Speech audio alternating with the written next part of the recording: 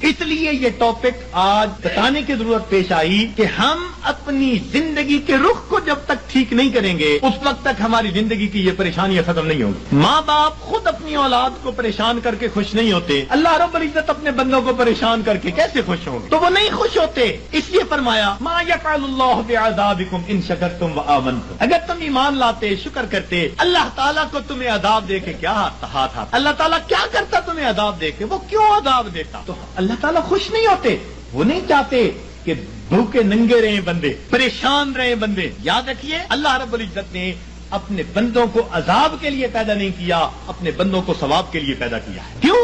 فرمایا ان اللہ بالناس لرؤوف الرحیم، جب رؤوف الرحیم ذات ہے تو وہ کبھی پریشانی میں اپنے بندوں کو نہیں ڈالنا پسند کرتے۔ ہم خود پریشانیوں میں پڑتے ہیں، ہم پریشانیوں کو دعوتیں دیتے ہیں، بھاگتے ہیں پریشانیوں کی طرف۔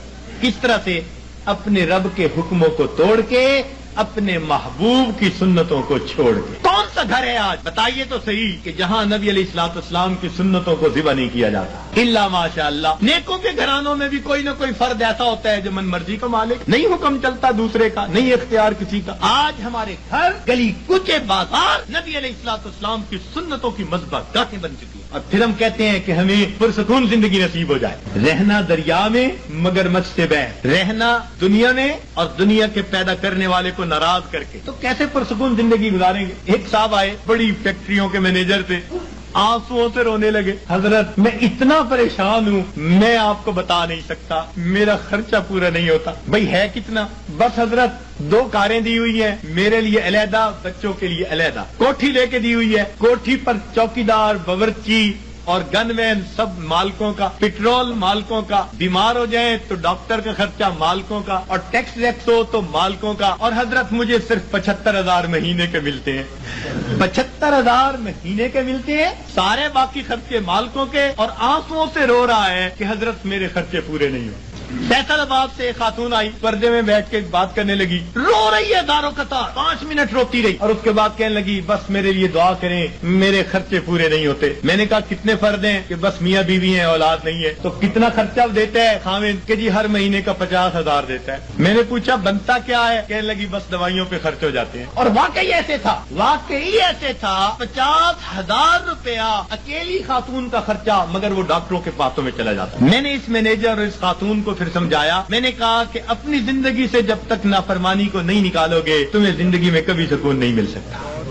تمہارے مال سے اللہ نے برکت نکال لی ہے، تمہارے 75,000 کیا 75 لاکھ بھی ہوں گے تو تمہاری ضرورتوں کو پورا نہیں کریں گے۔ برکت اللہ تعالیٰ نکال لیتے ہیں، اتنا کماتے ہیں ضرورتیں اتنی، پریشان، اتنا کماتے ہیں ضرورتیں اتنی، پھر پریشان، لنگوٹ باندھ کے میدان میں اترتے ہیں۔ اب اس پریشانی کو تو ختم کر دینا ہے، اگلی پریشانی اوپر سے آ جاتی ہے، پہلی ختم نہیں ہوتی دوسری اوپر سے، پھر پریشان پھرتے ہیں، کہتے ہیں جی بس رول کے زندگی گزار رہے ہیں۔ ایک صاحب کہنے لگے کہ جی کسی نے شعر لکھا ہے، ایس دکھی حیاتی دے پینڈیاں وچ، ایس دکھی حیاتی دے پینڈیاں وچ، کدی راہ پہ گئے کدی بھلدے رہے، ایک دیوا امید دا بلدا رہا، لکھ چکھڑ انیریاں دے چلدے رہے، پت جھڑ دے جھڑے ہوئے پتیاں وانگ، اسی تیرے جہان وچ رلدے رہے، پر دامن امید دا چھڈیا نہ، اسی نار تقدیر دے گھلدے رہے۔ تو میں نے کہا کہ بھئی تمہیں پت جڑ کے جھڑے پتے کی طرح رولنے کی ضرورت ہی کیا ہے؟ کیوں ضرورت ہے؟